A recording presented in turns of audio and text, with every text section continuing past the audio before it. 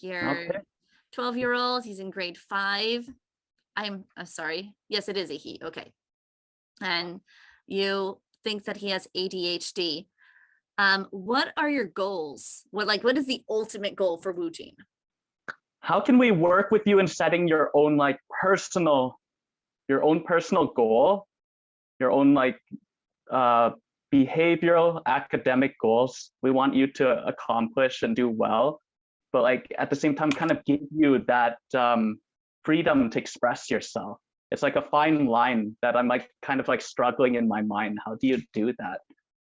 And I guess one idea I came up with that I found in my research was just like for kids with struggling with ADHD, if you have if the homeroom teacher, for example, has like a close relationship with the parents and there's like open communication between them, one idea is like setting like a sort of reward system, like a token economy in the classroom.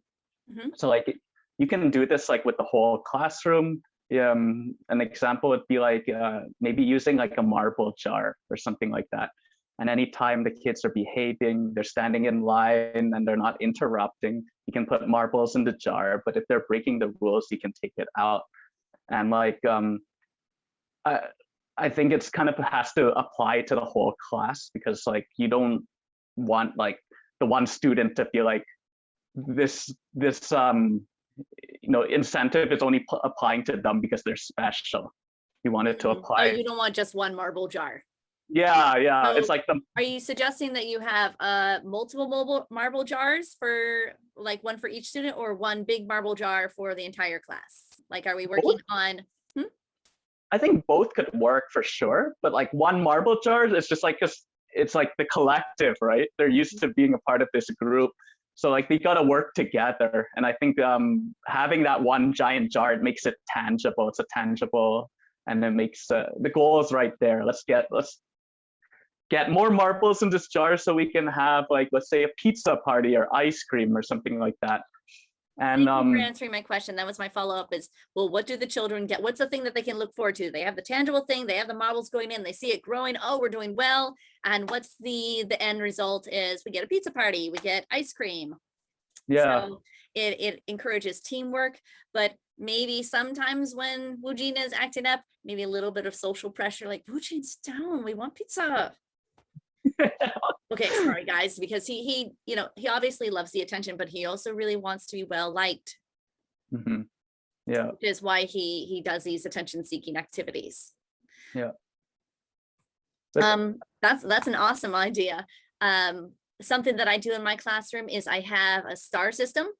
Mm-hmm. So it's not for correct answers, it's just for good behavior. So I'll say, when I notice that one student is, squirming or wiggling around, I'll, oh, look at Jaya. Jaya is sitting so nicely in her chair. Star for Jaya. And Yorak, you're sitting very nicely. Thank you, Yorak. And that'll get them okay, here I am. I'm sitting nicely. Look how nicely I'm sitting. I'm sitting so nicely. So they'll self-correct when I give praise to the other students that are doing well.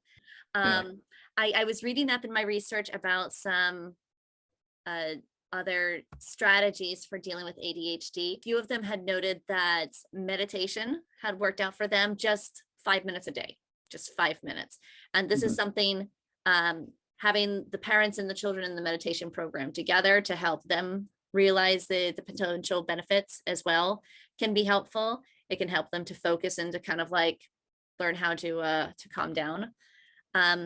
You mentioned that the teacher had a good relationship with the parents. Perhaps speaking to the parents about enlisting Woojin into a sport would be helpful. And running off that excess energy. With the older children, I know one of my colleagues does jumping jacks with them, and it's not corporal punishment because he's doing it with them. Okay, everybody get up, let's do 10 star jumps, and then they'll all do jumping jacks together, and then that'll kind of help them release a little bit of that energy to find that calming place. Okay, so let's go with David, because David sounds like he has he's really engaged with the classes. He sounds like, a fun kid. He's happy to be there. From what it sounds like, I imagine he must fit in very well with the other kids too. Like Wu Jin, he has some difficulty sitting nicely in his chair. He has difficulty focusing. He's really, really bright. But whereas some of my students have picked up all of the sight words, he has picked up 0 of them because he just has a trouble focusing. Mm, mm. And so he doesn't do his homework, it sounds like. He does 0 homework. So I mentioned that only to say that I can't send home more homework. I can't get him extra work to do on his own. It has to be in the classroom, because if I send it home, he won't do it. What does have you had a chance to meet his parents at all? I know you just started like a month ago. Just a month ago, so I have not yet met the parents. No, I don't want to like generalize the high socioeconomic status. I'm guessing the parents speak pretty good English, and they're putting him in sounds like a very good academy. So they do. His family does enjoy a high socioeconomic status. This is a private academy, and the tuition is quite steep. It's 2 stops away from Gangnam. So wow. Okay. So do you think you'll potentially run into any issues communicating that to them? Like, your son is great, but he doesn't really do his homework. I actually have a helper teacher. Yeah. Her English is not the best, so we sometimes need to communicate via Papago.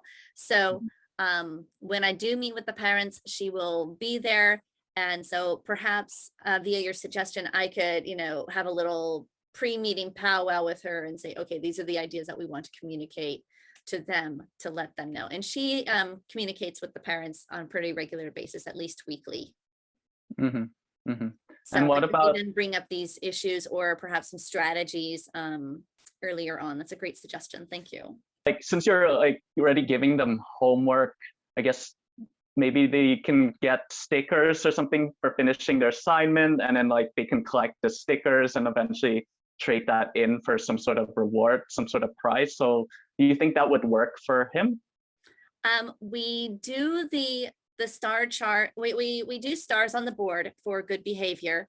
And right now I am only using positive reinforcement. A few months into the school year, I will introduce the Pac-Man system, where they get 3 warnings for the same type of behavior. First, I'll draw the little head for the Pac-Man. And then on the second warning, I give him teeth, sharp teeth. And then on the third warning, I give him an eyeball. And when he has an eyeball, he can see your star and he will eat your star. So it's cute. The children seem to like it, and it's non-threatening. And again, they're giving 3 warnings for the same type of behavior. And to lose 1 star, whereas all they have to do is, sit nicely or do one thing nicely to gain the star back. And then when we have 5 stars, we get a sticker, and once they have filled their sticker chart, they get a prize. Okay.